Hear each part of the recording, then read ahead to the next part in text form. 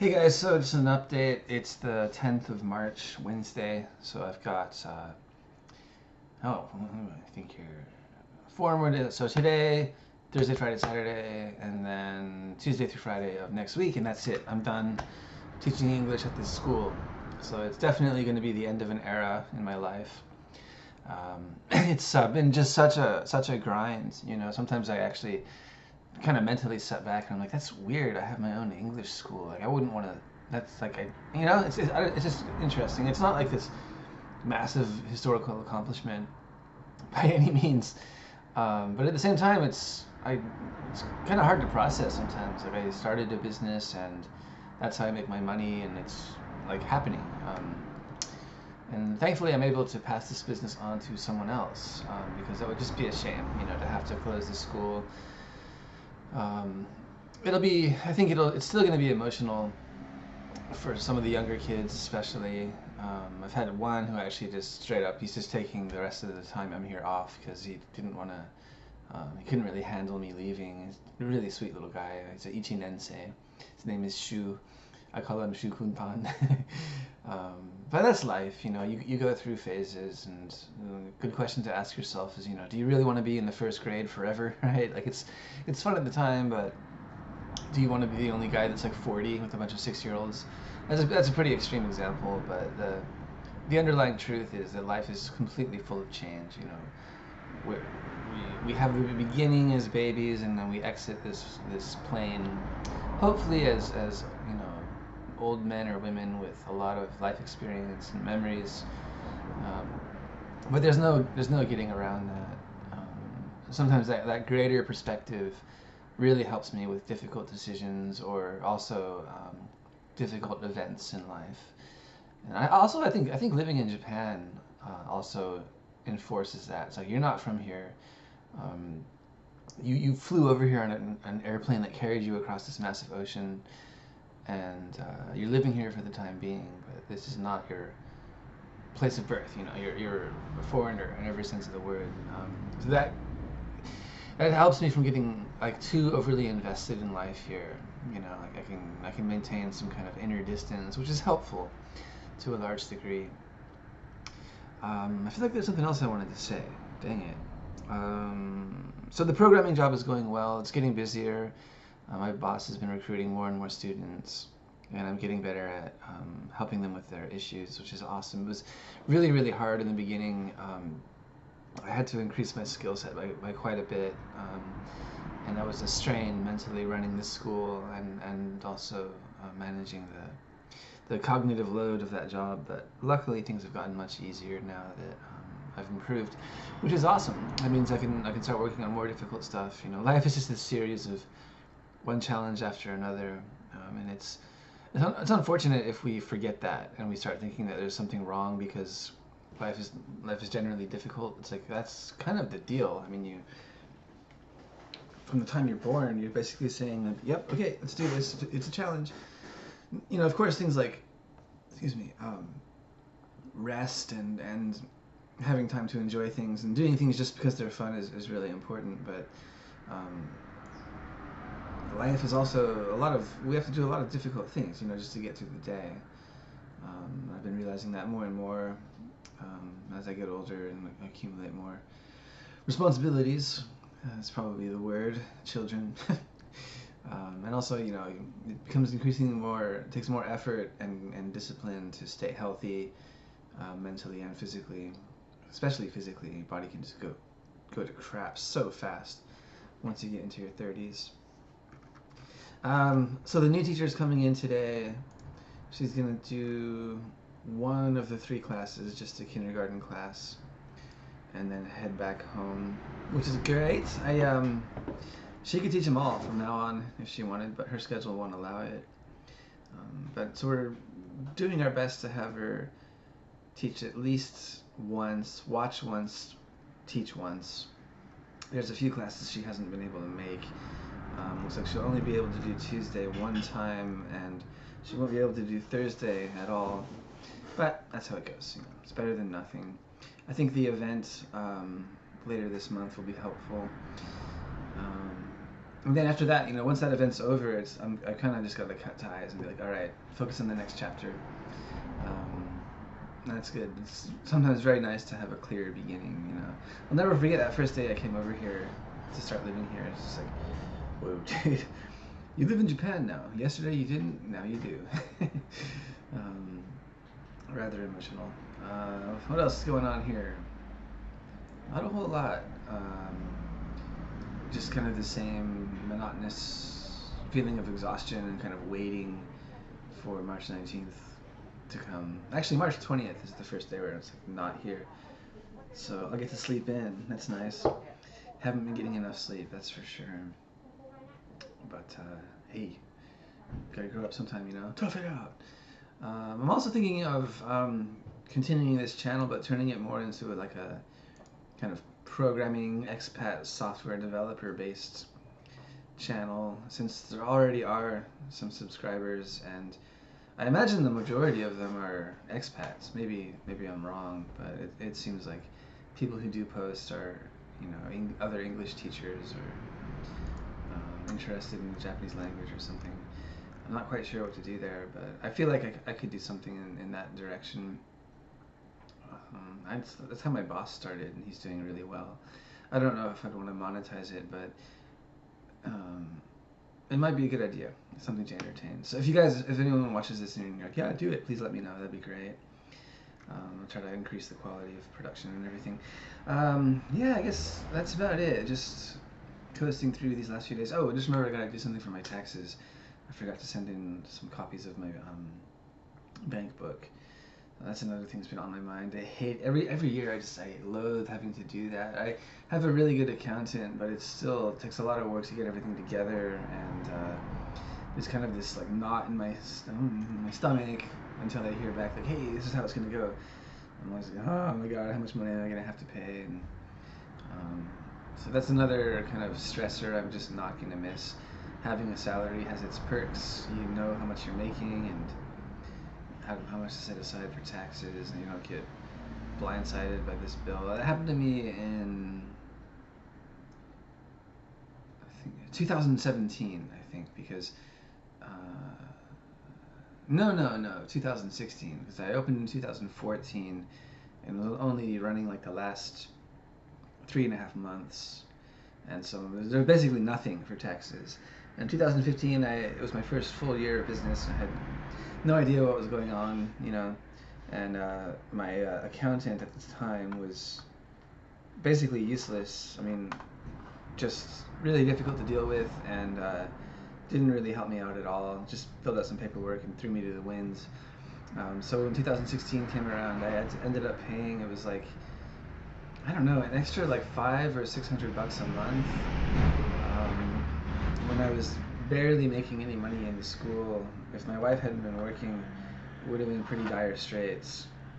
But fortunately, one of my students introduced me to this other tax accountant who's based out of Osaka, and he's always performed really, really well. He's way more expensive, but he's kind of understands that the reason he's going to make money is if he can actually provide some kind of benefit to his clients, instead of just being like, yeah, I filled it out, here you go.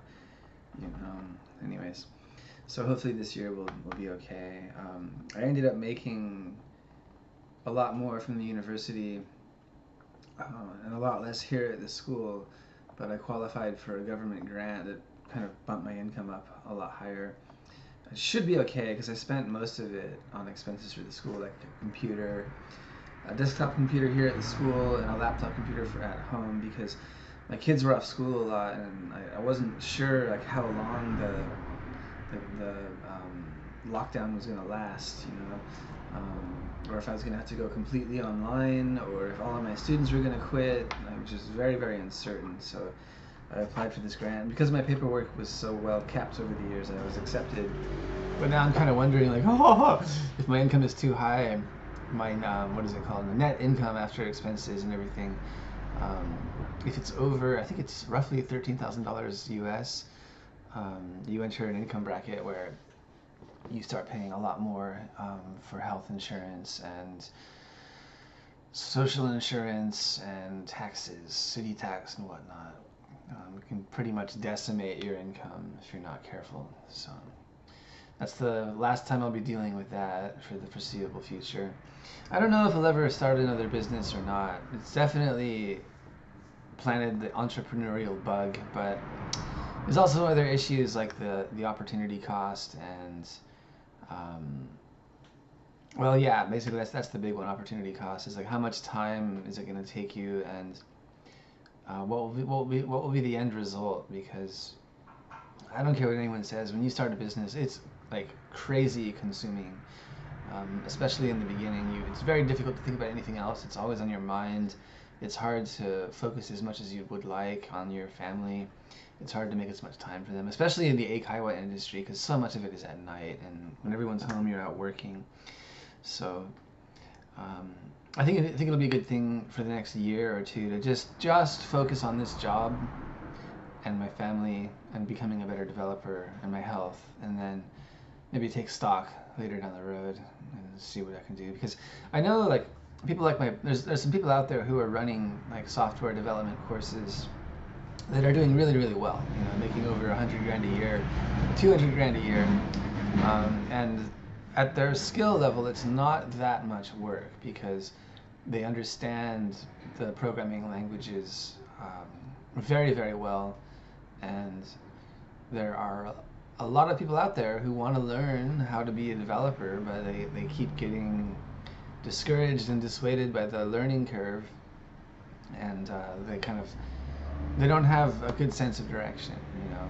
And those initial like I don't know 3, 4, 6 months of learning are the hardest. And if you can provide a quality course that delivers results, you know, it's very very valuable. But again, it's just like that starting from zero and the risk, and I don't know. We'll see.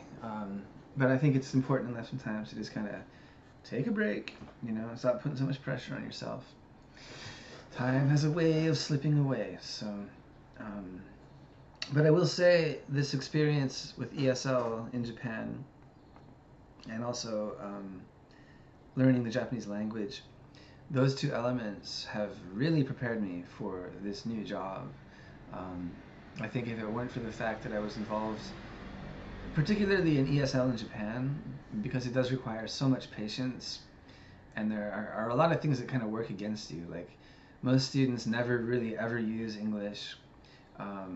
It's an extremely difficult language for the typical Japanese speaker, just because it's so different and there's so many weird, complex rules that most people they only reach a very minimal level, and they're kind of like, I don't know about this, you know.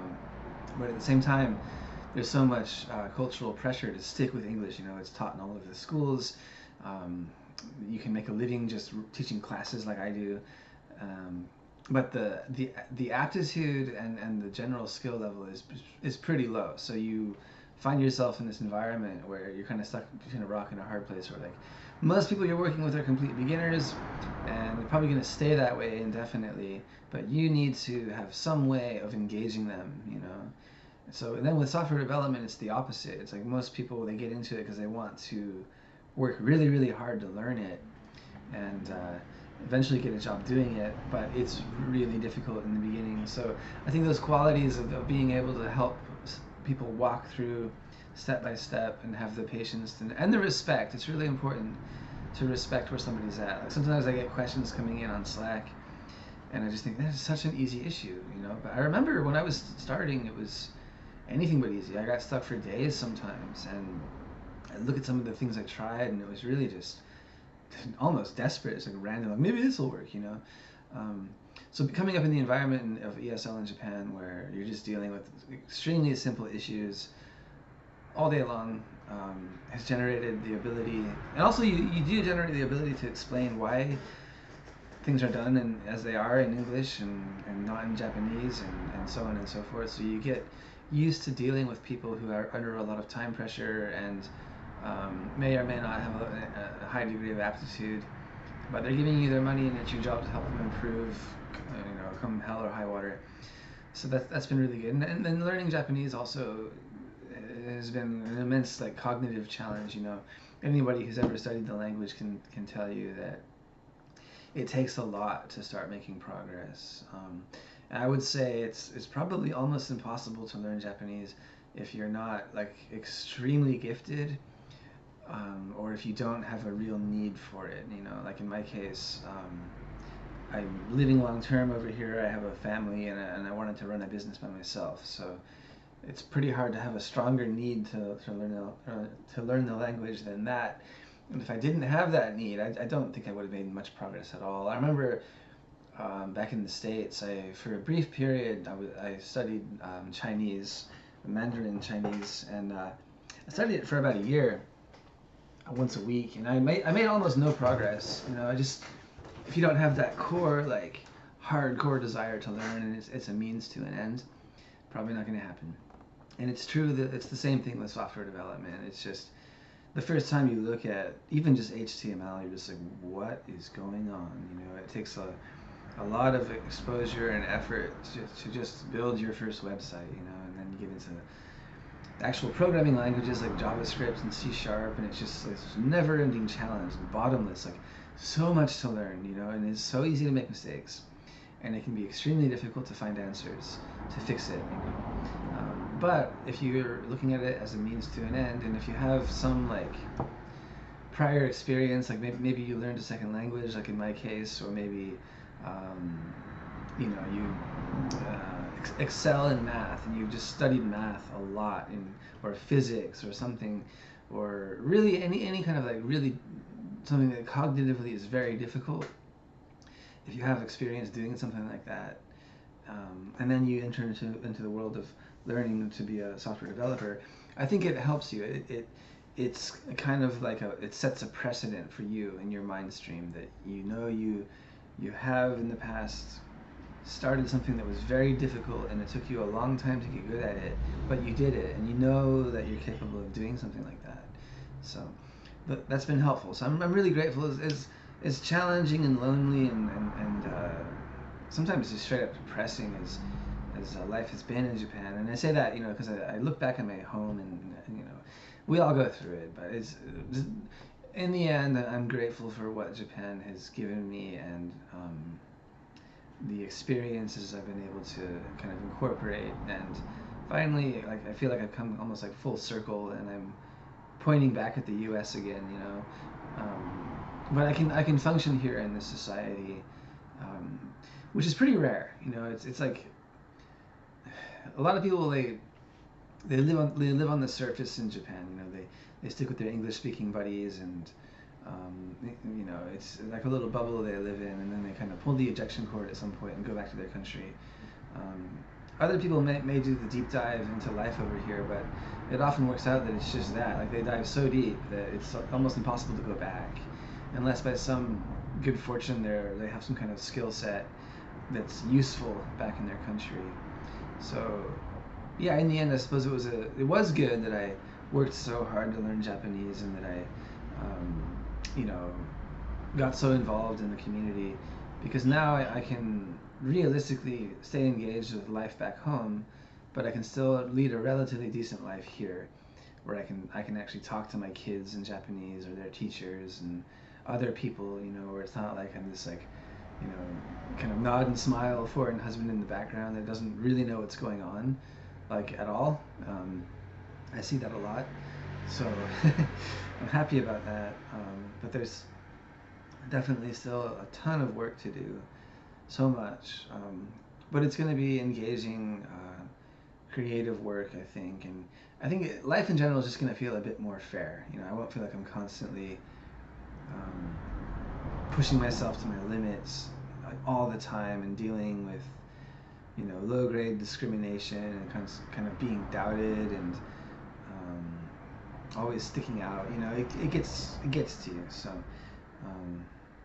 we'll see how things go from here, but I'm optimistic for sure, and I'm definitely ready for the next step. So we shall see. All right, that's all for this time.